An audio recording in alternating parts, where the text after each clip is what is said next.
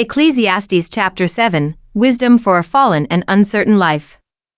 Ecclesiastes chapter 7 moves away from broad reflections on time, wealth, and human striving and instead adopts a more direct, proverb-like style.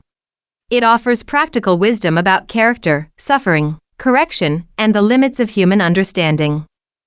Rather than presenting life as something to be mastered or fully explained, the chapter encourages humility, reflection, and trust in God amid life's complexities.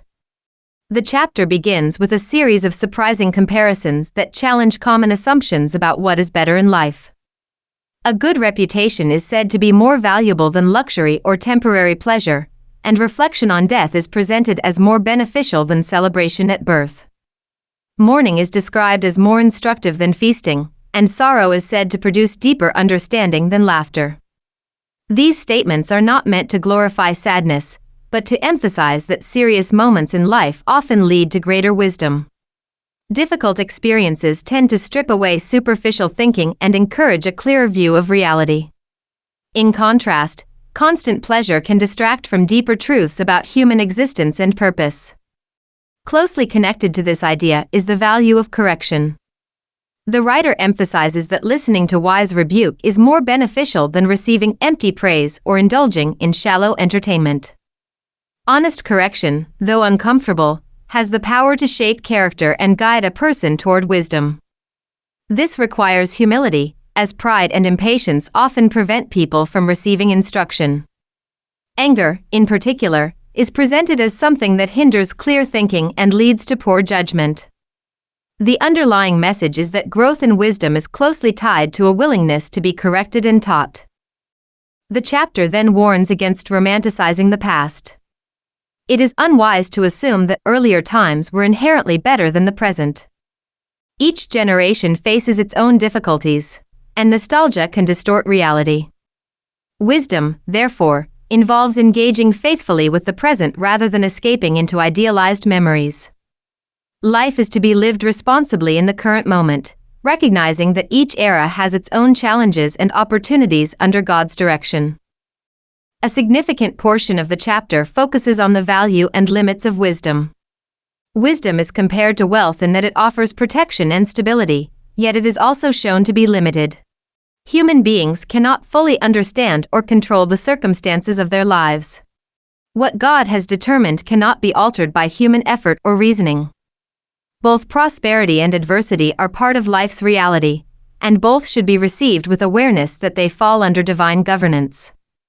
This perspective encourages steady trust rather than anxiety or pride, whether circumstances are favorable or difficult. The writer then offers a warning against extremes in behavior and self-perception. On one hand, excessive self-righteousness is cautioned against, not in the sense of discouraging goodness, but in warning against the belief that one can achieve moral perfection or control life through personal effort alone. On the other hand, reckless wickedness is also condemned. The balanced message is that wisdom avoids both prideful moral superiority and careless disregard for moral boundaries. Life is best lived in reverence and humility rather than in extremes. This leads into a sobering acknowledgement of human sinfulness. No person is entirely free from wrongdoing, and all fall short in some way. This recognition encourages humility and prevents harsh judgment of others, since everyone shares in the same moral struggle. It also calls for patience and grace in relationships, acknowledging that criticism given to others often reflects similar faults within oneself. Toward the end of the chapter, the writer reflects on his own search for understanding. Despite sincere effort, complete wisdom remains out of reach. Human beings were created with integrity, but they have pursued many complex and self-driven schemes that have led to confusion and moral difficulty. This observation points to the broader reality that human wisdom, while valuable, is incomplete and affected by moral brokenness. Taken as a whole, Ecclesiastes chapter 7 presents a balanced and reflective view of life. It teaches that suffering can produce wisdom, character is more valuable than comfort, correction is essential for growth, and humility is necessary because human understanding is limited. It also emphasizes that both prosperity and hardship are under God's control, and that extremes in behavior should be avoided. Above all, It presents a realistic view of human limitation while encouraging a posture of reverence, humility, and trust in God amid life's uncertainties. Chapter 7. A good name is better than precious ointment, and the day of death than the day of one's birth. Better to go to the house of mourning than to go to the house of feasting, for that is the end of all men, and the living will take it to heart. Sorrow is better than laughter, for by a sad countenance the heart is made better. The heart of the wise is in the house of mourning, but the heart of fools is in the house of mirth. It is better to hear the rebuke of the wise than for a man to hear the song of fools. For like the crackling of thorns under a pot, so is the laughter of the fool. This also is vanity. Surely oppression destroys a wise man's reason, and a bribe debases the heart. The end of a thing is better than its beginning. The patient in spirit is better than the proud in spirit. Do not hasten in your spirit to be angry, for anger rests in the bosom of fools. Do not say, Why were the former days better than these? For you do not inquire wisely concerning this.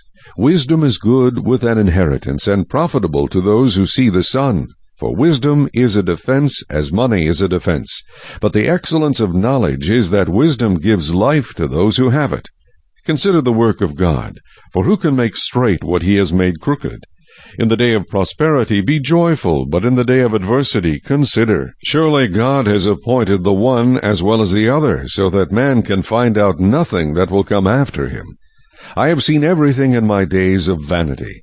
There is a just man who perishes in his righteousness, and there is a wicked man who prolongs life in his wickedness. Do not be overly righteous, nor be overly wise. Why should you destroy yourself? Do not be overly wicked, nor be foolish. Why should you die before your time? It is good that you grasp this, and also not remove your hand from the other, for he who fears God will escape them all. Wisdom strengthens the wise more than 10 rulers of the city.